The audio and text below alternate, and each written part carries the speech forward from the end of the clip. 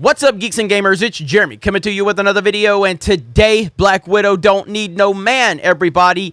That is the attitude with the MCU, and that is directly from Kevin Feige himself. Black Widow don't need no man. She don't need the support of no toxic men. And that's why so many others like myself have said Black Widow was an identity politics movie. It was all about women good, man bad. It was subtle, but it was there. And there's no denying that. If you enjoyed Black Widow, that's perfectly fine. I have never told you you can't enjoy whatever you want to enjoy. I've never told you you can't spend your money on whatever you want to spend your money on. What I'm saying is this movie was bogged down by identity politics. Maybe it was more subtle than other movies, but it was definitely there, and it definitely hurt this film. You see it right here where the decision to keep Tony Stark out was made to keep male Avengers out of the movie. Now, I have said many, many times that the MCU right now is not the Marvel that we've come to know and love. It is not what we saw with all of the world building and the character development and all of those great movies. And again, some of them were not great. I liked a lot of them. I didn't like a lot of them. It's just kind of a mixed bag for me. But overall, I respect the Marvel Cinematic Universe and everything it created and the world building involved. But now we have moved on to where now we are where Star Wars was back in 2015, where Star Wars was such a mega brand. They knew they could push their identity politics into it and it would still be somewhat successful. They knew they could do this because Star Wars was such a mega brand. Well, Marvel's in that same position now after the success of the Marvel Cinematic Universe ending with Endgame. Now they can push identity politics, and they can still get record-breaking numbers through the box office with Black Widow because Scarlett Johansson is a legitimate movie star. She's a legitimate megastar, actually, even though she wants to tell you that women are facing all of these battles and they're underpaid, yet ScarJo's worth like $150 million. Oh, that poor soul of Scarlett Johansson. But we've heard her point blank say this is all about women empowerment. We've heard the director talk about this, and now we're getting confirmed that a decision was made to keep male Avengers out of it by Kevin Feige because Black Widow don't need no man. She don't need no man. And here we have it right here.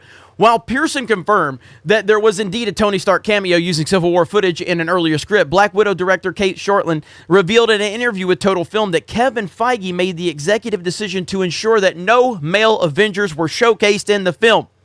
Shortland explained, initially there were discussions about everything, about all of the different characters. What we decided was, and I think Kevin was really great, he said she doesn't need the boys.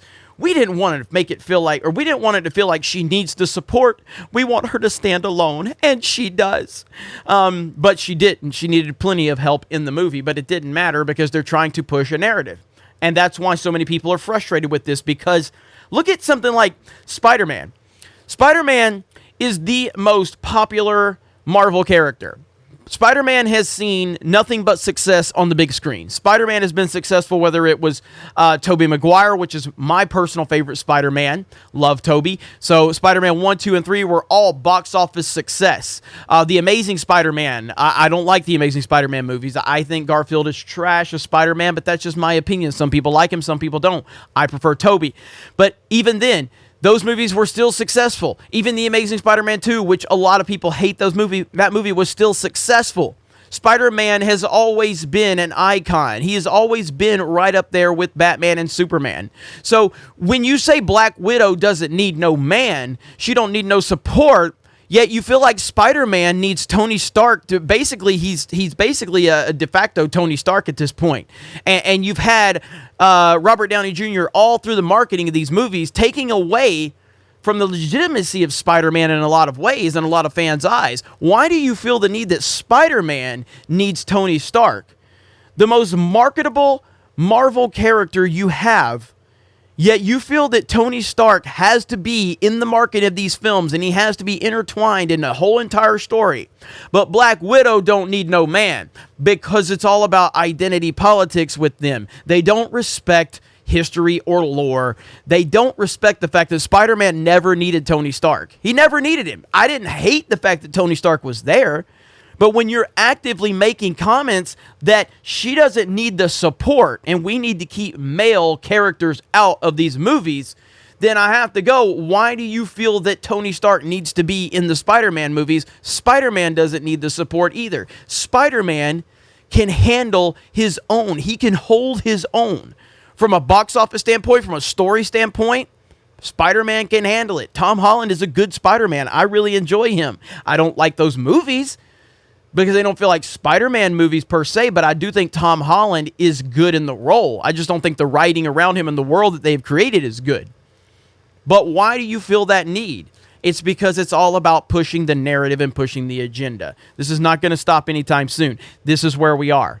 Kevin Feige has done an incredible job of doing what he's done at the Marvel Cinematic Universe, and that has to be respected. But now we have moved on to the next phase, and this is not the phase that anyone is going to enjoy. This is all about identity politics and pushing a narrative, and these comments right here only confirm that. So, let me know your thoughts in the comments below. Did you enjoy Black Widow? Seems like a lot of people did. I hated it. Thought it was garbage. Thought it was trash. Did not enjoy it at all, even though Scarlett Johansson is great. She's wonderful. She's great in the role.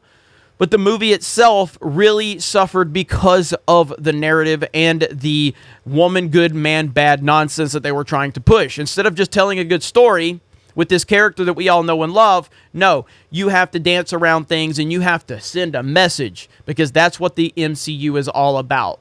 Thank you guys for checking out this video. Check us out on geeksgamers.com, our website, where you can sign up for free and you can jump in the forums and have whatever discussion you want. For $10 a month minimum, you can become a premium member. We just had a Mario Golf premium stream last night, and that was a lot of fun with myself, Kristen Nova, Tugs, and Tommy Tron. That was awesome. We had a lot of fun with that. We're going to do more stuff like that. We're going to be playing with some of the premium members. We do the Mario Kart streams. We're going to do some other things as well, so we look forward to seeing all of you over there.